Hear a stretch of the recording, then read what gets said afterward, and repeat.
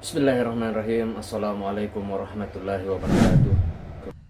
Sahabat yang beriman dimanapun berada, semoga kita selalu dalam lindungan Allah Subhanahu wa Ta'ala. Bismillahirrahmanirrahim. Allahumma salli ala Sayyidina Muhammad wa ala ali Sayyidina Muhammad.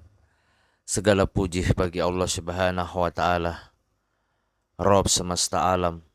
Salawat dan salam kepada Nabi kita, Nabi Muhammad sallallahu alaihi wasallam, keluarganya, para sahabat-sahabatnya, dan orang-orang yang mengikuti mereka hingga akhir zaman.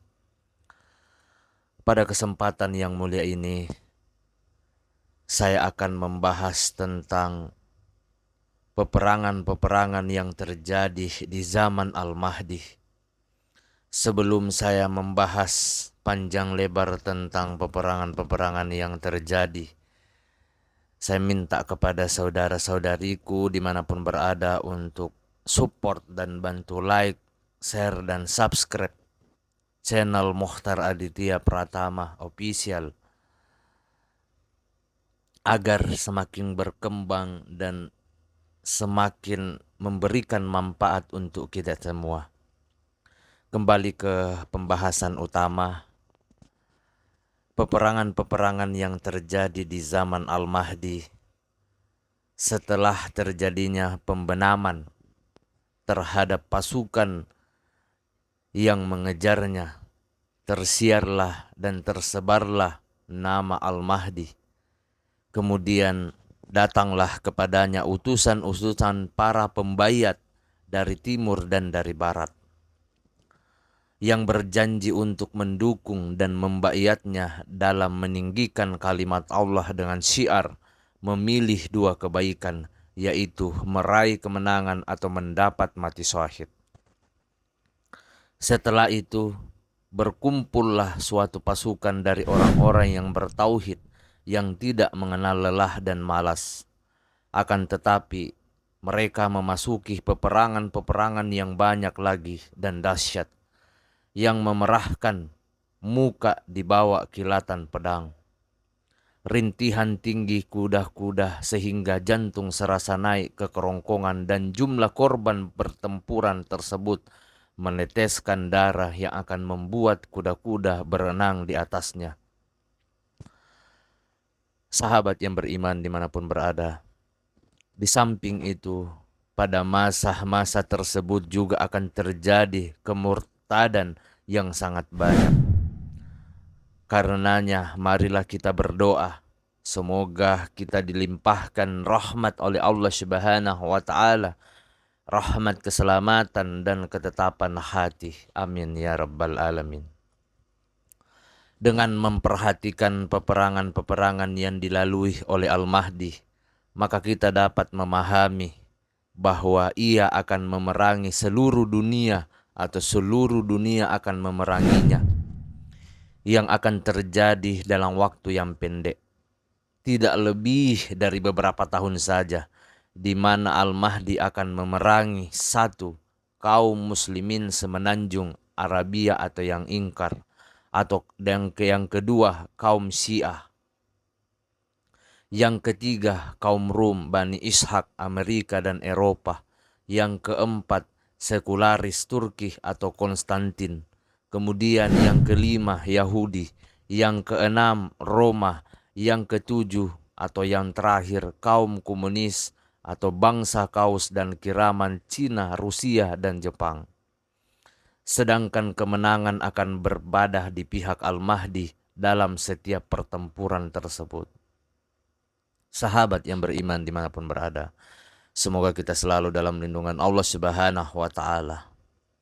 Waktu-waktu terjadinya peperangan Al-Mahdi yang utama, peperangan pertama Al-Mahdi adalah perang melawan semenanjung Arabia, kemudian perang melawan Persia, perang melawan Rum, perang melawan Konstantin, perang melawan kaum Nasrani atau Roma, perang melawan Turki, dan perang yang terakhir adalah melawan kaum Kaus dan Kirman, Cina, Rusia, dan Jepang.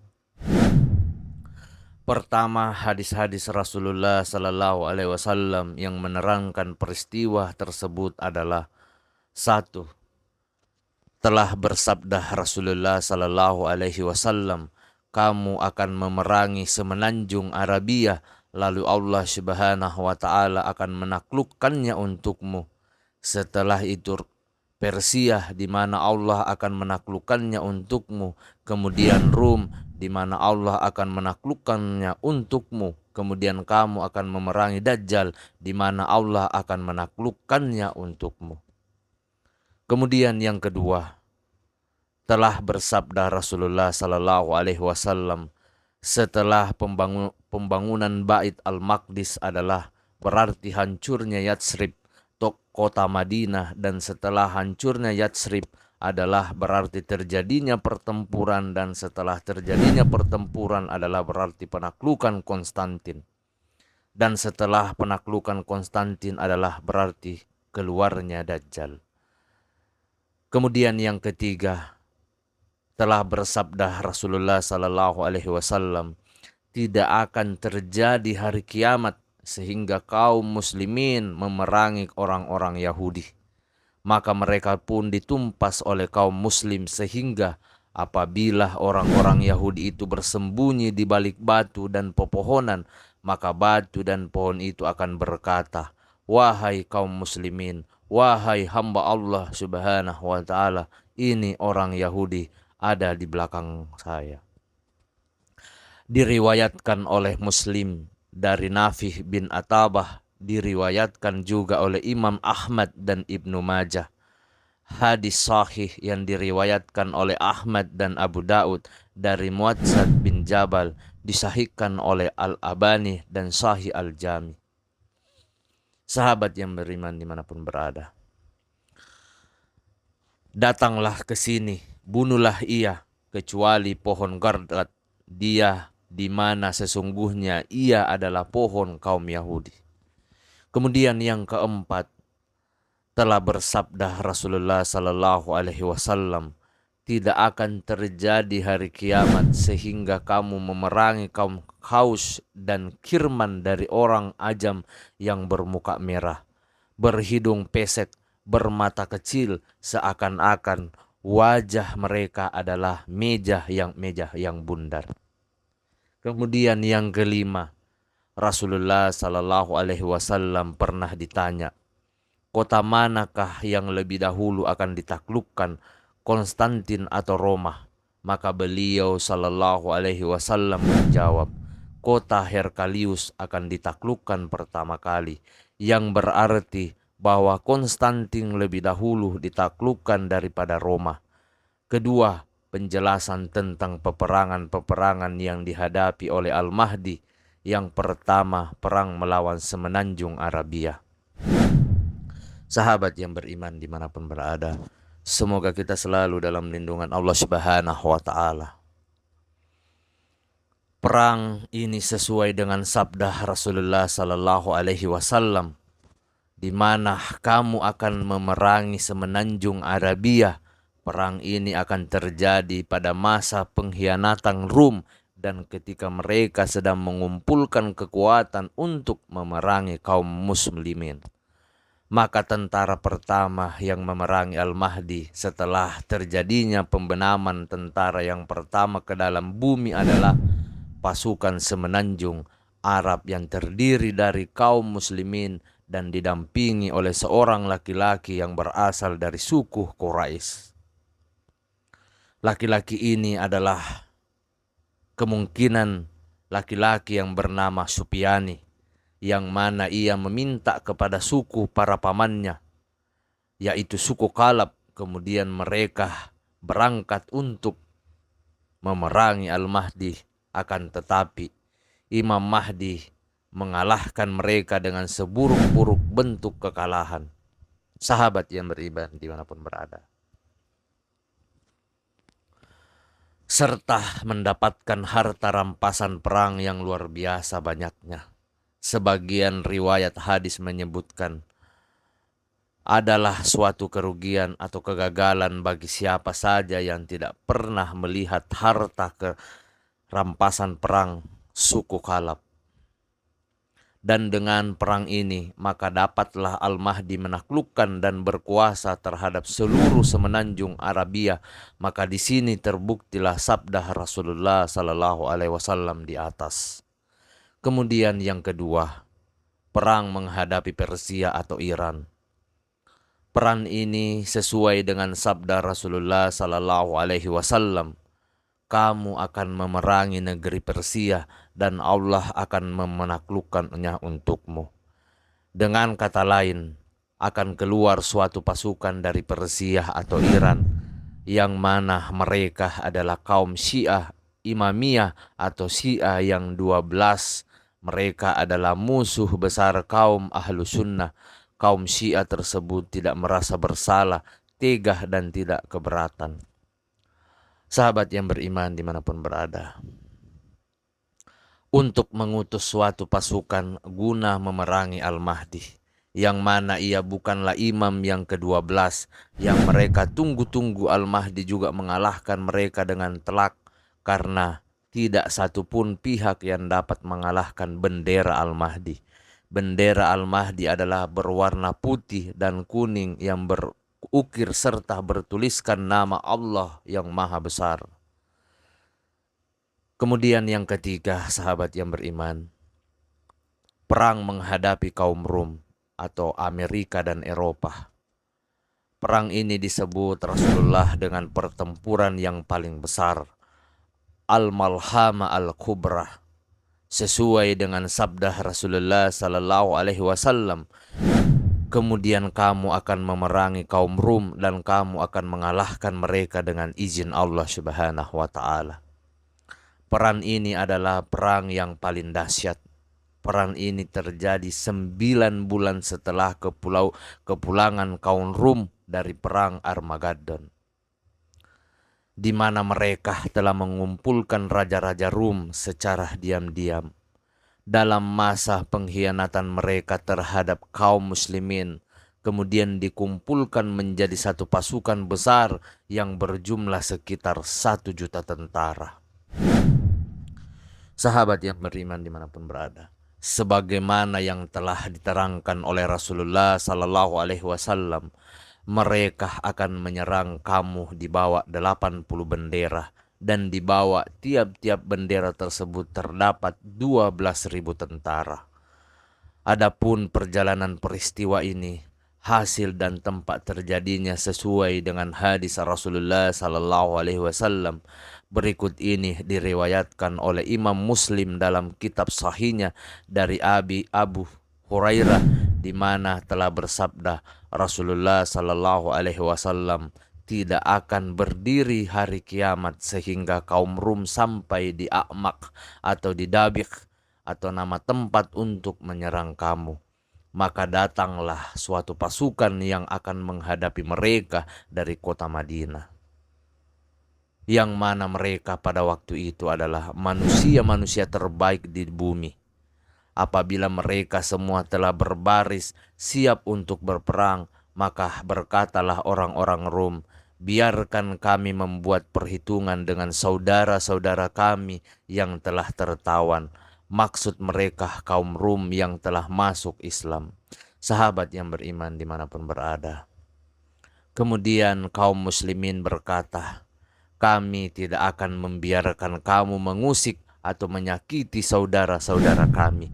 Lalu kaum muslimin pun menjawab tantangan untuk memerangi mereka.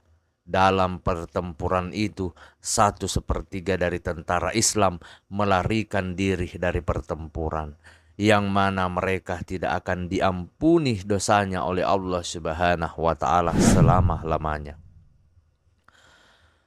Dan 1/3 lagi dari tentara Islam tersebut tewas sebagai para syahid yang paling baik di sisi Allah Subhanahu wa Ta'ala.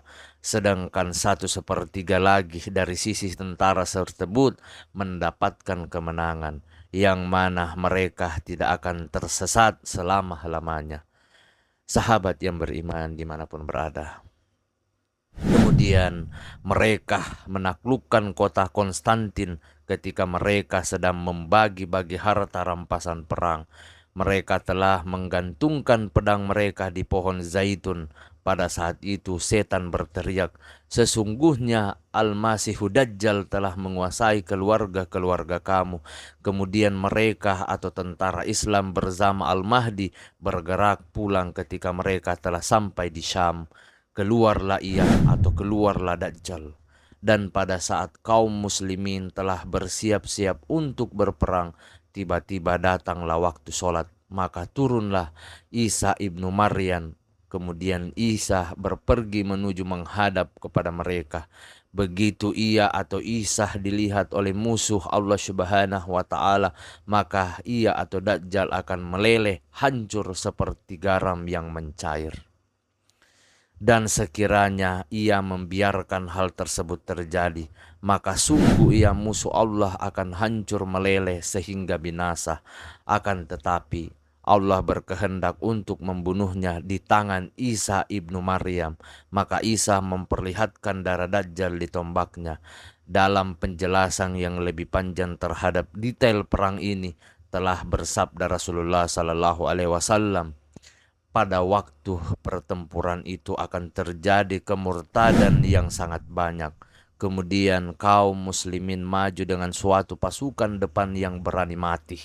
Ia tidak akan mundur kecuali dalam keadaan menang. Lalu mereka terus berperang sehingga mereka terhalang oleh malam. Sahabat yang beriman dimanapun berada, semoga kita selalu dalam lindungan Allah Subhanahu wa ta'ala. Amin. Maka setiap pihak mendapatkan harta rampasan perang, sehingga tidak ada yang dapat dikatakan sebagai pihak yang menang, dan akhirnya pasukan kaum muslimin itu hancur. Kemudian kaum muslimin kembali maju dengan suatu pasukan depan yang berani mati, yang tidak akan kembali kecuali dalam keadaan menang. Mereka terus berperang sehingga terhalang oleh malam. Maka kedua belah pihak sama-sama mendapatkan harta rampasan perang, sehingga tidak ada pihak yang dapat dikatakan sebagai pemenang, dan akhirnya sekelompok pasukan kaum muslimin itu hancur. Kemudian kaum muslimin maju lagi dengan suatu pasukan dengan berani mati yang tidak akan kembali kecuali dalam keadaan kedua belah pihak mendapatkan harta rampasan perang. Tidak ada pihak yang dapat dikatakan sebagai pemenang, dan akhirnya sekelompok pasukan kaum muslimin itu binasa. Maka ketika telah sampai hari yang keempat, bangkitlah seluruh umat Islam. Lalu Allah Subhanahu wa ta'ala menimpakan bencana terhadap mereka atau kaum Rum, dan terbunuhlah mereka dengan dahsyatnya hingga tidak pernah dilihat oleh orang sebelumnya. Sahabat yang beriman dimanapun berada, sehingga apabila burung melewati kawasan pertempuran mereka, maka burung itu akan mati sebelum melewati mereka. Maka bertambahlah turunan bapak yang mati, sehingga tidak ditemukan tersisa dari mereka kecuali seorang laki-laki. Dan dengan harta rampasan perang mana yang akan membuat gembira, serta dengan harta warisan mana yang akan dibagi-bagi. Dari hadis-hadis tersebut di atas dapat ditarik beberapa kesimpulan, yaitu pertama, bahwa perang dahsyat antara kita dengan Rum yang dinamakan oleh Rasulullah Sallallahu Alaihi Wasallam dengan pertempuran yang paling besar atau pertempuran yang atas nama Al-Malhama Al-Kubra akan berkecamuk di Syria, dekat dari kota Damaskus, yakni di suatu tempat yang bernama A'mah atau Dabik, dan pusat kepemimpinan bagi Al-Mahdi adalah Gutha, dekat Damaskus juga. Telah bersabda Rasulullah Sallallahu Alaihi Wasallam, pusat kepemimpinan kaum muslimin pada hari pertempuran yang paling besar adalah di Gutha, yang terdapat padanya suatu kota bernama Damsyik, yang mana ia adalah negeri kaum muslimin yang terbaik ketika itu.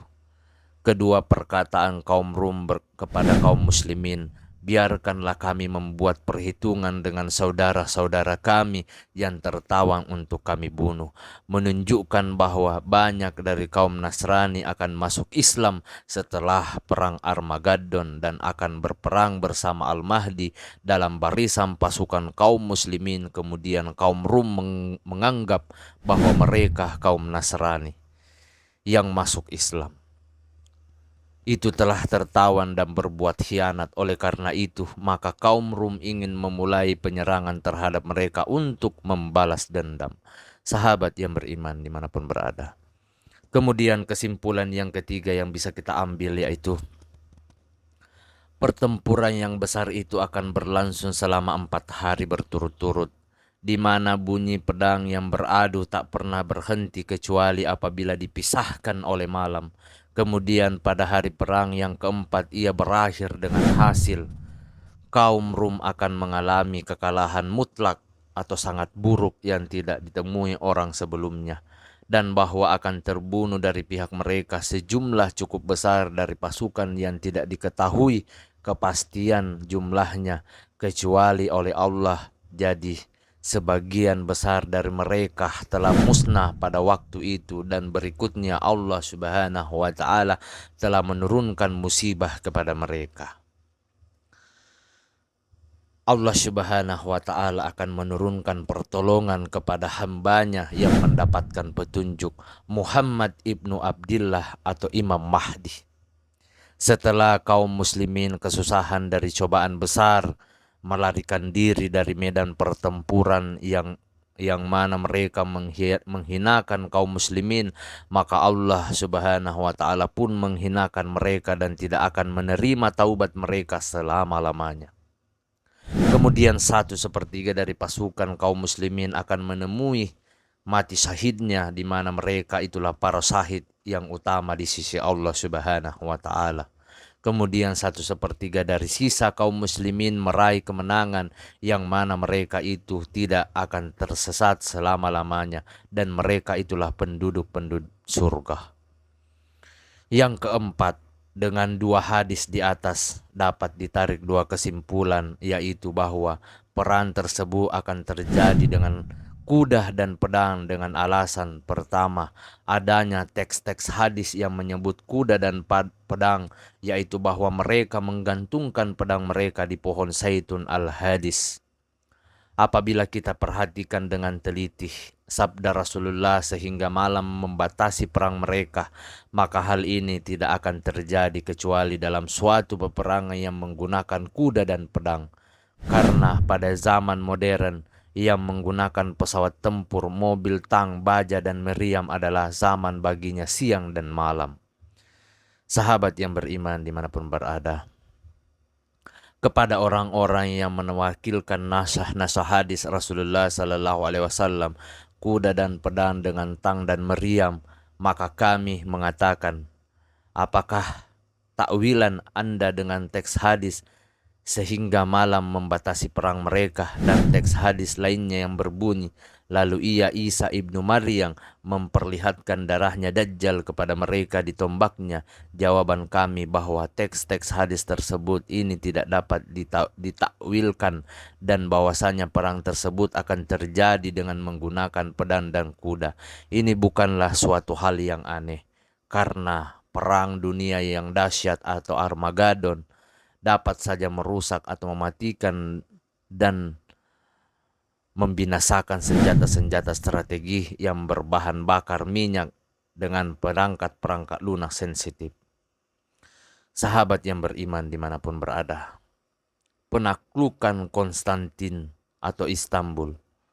Konstantin, kota asli tanah atau kota Istanbul di Turki, yang dulunya merupakan kota khilafah Turki Utsmani, sehingga muncul Mustafa Kamal Atatürk, si antek penjajah, maka ia menghapus kekhalifahan Islam pada awal abad ini atau 1923 Masehi. Dan ia memilih sekularisme sebagai ganti dari negara Islam. Sungguh ia telah mengganti hal yang paling baik dengan yang paling buruk.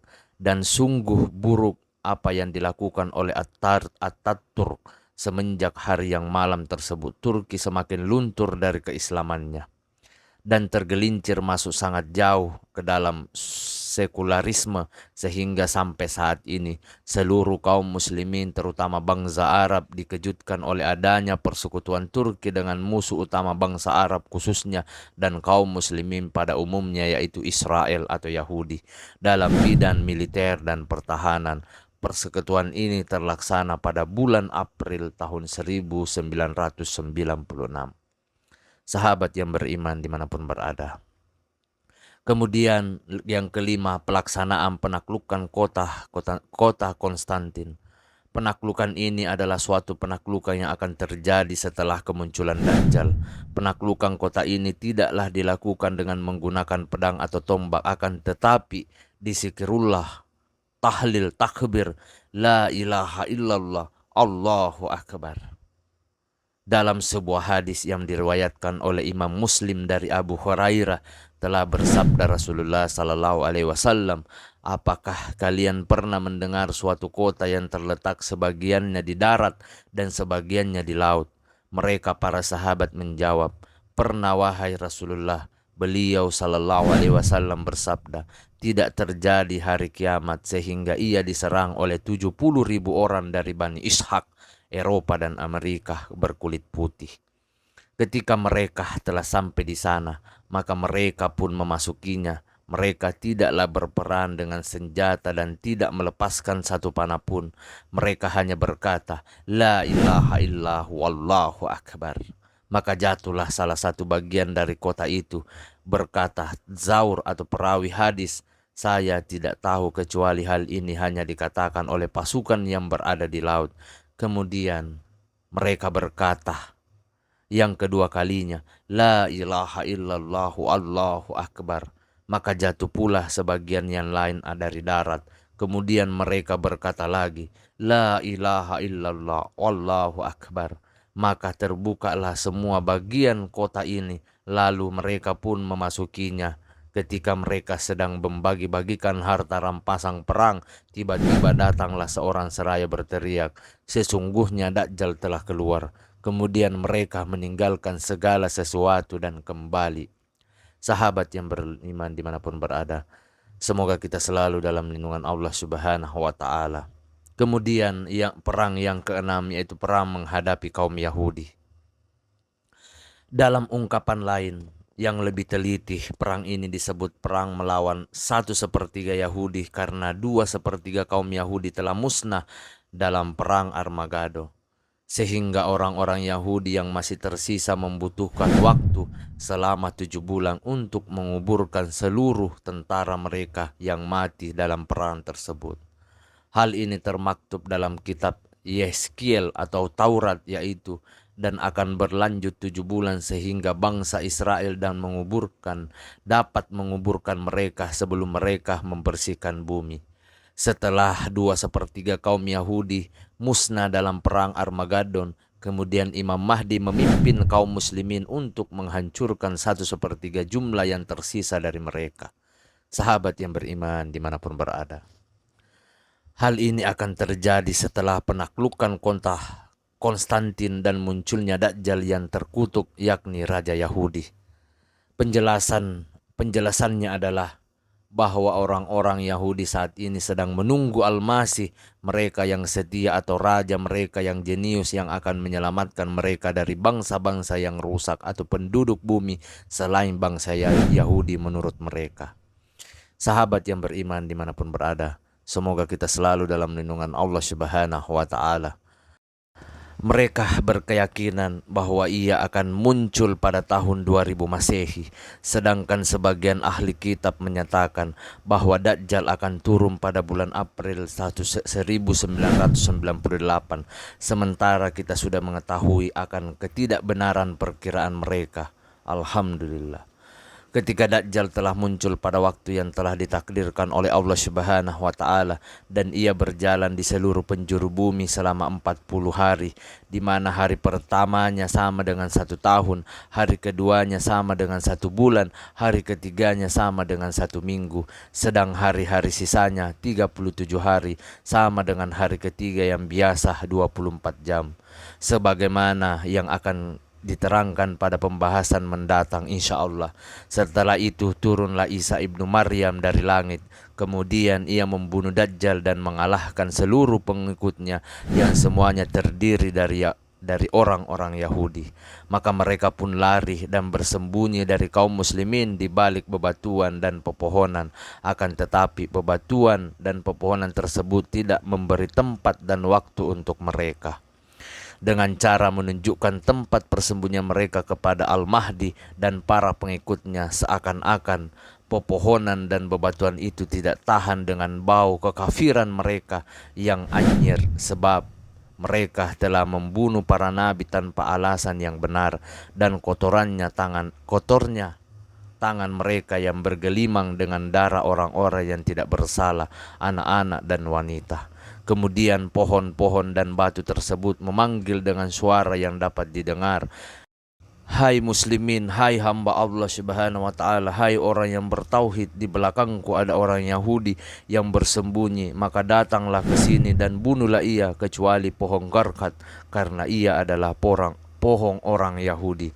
Subhanallah, wallahu alam bisawab. Demikianlah pembahasan tentang peperangan-peperangan yang terjadi di zaman Al-Mahdi. Semoga apa yang saya sampaikan pada kesempatan yang mulia ini bisa bermanfaat untuk kita semua, terutama untuk saya pribadi. Saya memohon maaf apabila dalam pembahasan ini atau dalam video ini ada salah kata ataupun ucapan. Saya memohon maaf. Perlu kita ketahui bahwa kebaikan atau kebenaran itu hanya milik Allah Subhanahu wa Ta'ala. Kesalahan serta keburukan itu datang dari saya pribadi selaku manusia biasa yang tidak pernah luput akan kesalahan. Akhir kata, wabillahi taufiq wal hidayah. Wassalamualaikum warahmatullahi wabarakatuh.